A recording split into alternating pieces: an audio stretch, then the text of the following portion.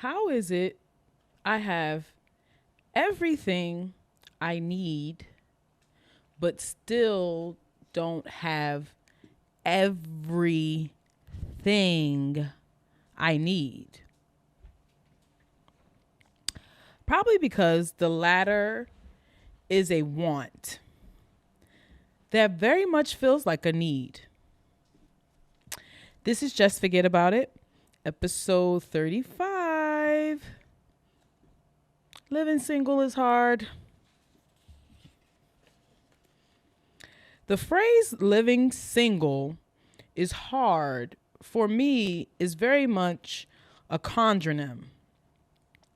Because on one hand, it could be rooted in our perspective of worthiness as it relates to the rest of society and the world. And on the other hand, it can be perspectives that are echoed to us daily from society about how we should feel about being single and how the goal is not to be. For all transparency purposes, I get that. I truly, truly do. Life's greatest joys are about sharing and love. I truly believe that. For it is love that breaks us, or that can break us, but it is also love that heals us always and always. So, in living single, I believe there are lessons we should be learning about ourselves, or else living single can be hard on us. And these lessons usually consist of being vulnerable. So vulnerability, patience, tenderness, and to a degree, detachment. Detachment with ourselves all at the same time. Taking fail as an acronym and not the full word. You know, fail, first attempt in learning. Understanding that failure does not come from mistakes, but from our inability to learn from them.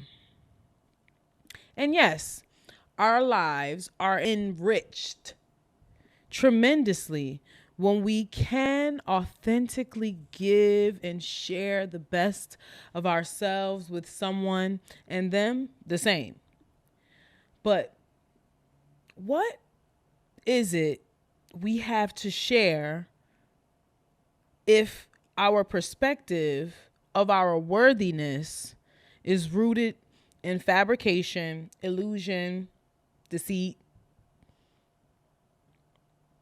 As I mentioned during the opening, living single is hard is a contronym, meaning two different things at once with the same word order.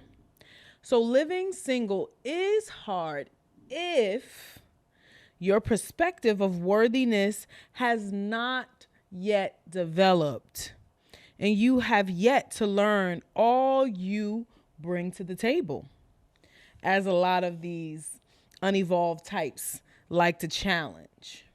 Or you allow the perspective or suggestions of others to echo in your strides of self-worth and discovery. Ideally, that self-worth and discovery evolving to marriage, partnership, union, because that's the goal. So back to the question of what is it we have to share if our perspective is skewed, if our perspective of worthiness, of love, of companionship is rooted in fabrication, illusion, or deceit.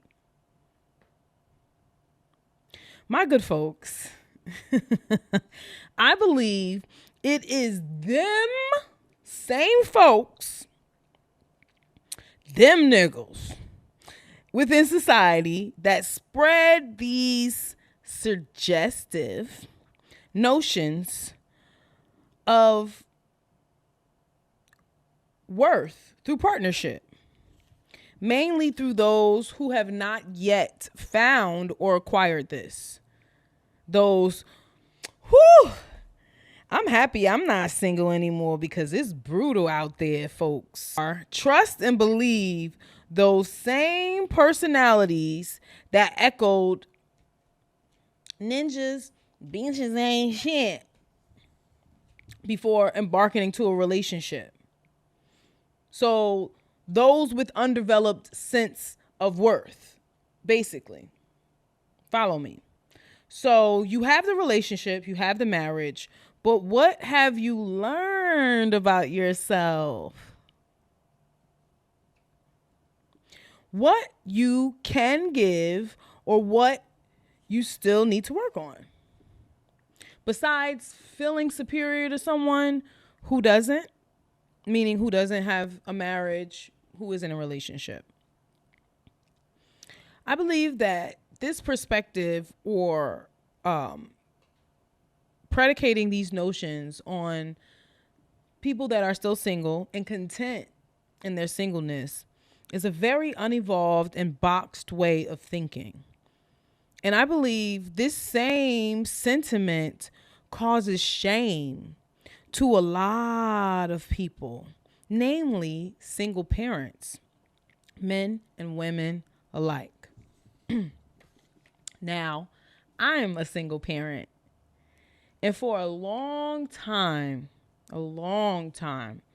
it was a point of feeling like failure to me. If you know me, you know I absolutely adore and love my children. There's no question about that. But single parenting, it's ass. I didn't like it. I hated hearing the classification. It was like wearing a scarlet letter for me. And it wasn't until I realized that I was still operating from an undeveloped point of view of my worthiness. To understand where I'm going with this a bit more, let's explore the concept of marriage before procreation. On a worldly level, I believe we all think we know why it should be done in this order. It shows practicality, responsibility for one's life and future, all that good stuff. But as I stated, this is the worldly view of this gesture. I believe this gesture is meant to be a spiritual one where we are encouraged to pursue marriage before procreation, because ideally we should be our most vulnerable, patient, and tender selves with our husbands, with our wives, with our life partners. That when we have children, it will be innate to give that to them. In turn, raising emotionally receptive and responsive children that will be the next set of leaders or contributors of the world. However, some of us, me, skipped the first step and went straight to the second step of procreation. Mainly due to the conundrum aspect of living single is hard. Not truly learning about myself. It took having to love and care for someone else who didn't ask to be here for me to truly learn how to love myself. So yes, living single is hard. Hard when you are unevolved and self-limiting, allowing failure, the word, to be a cycle rather than an acronym, first attempt in learning to grow. But just as life is a journey and not a destination, neither is singlehood. Do I want to be single forever?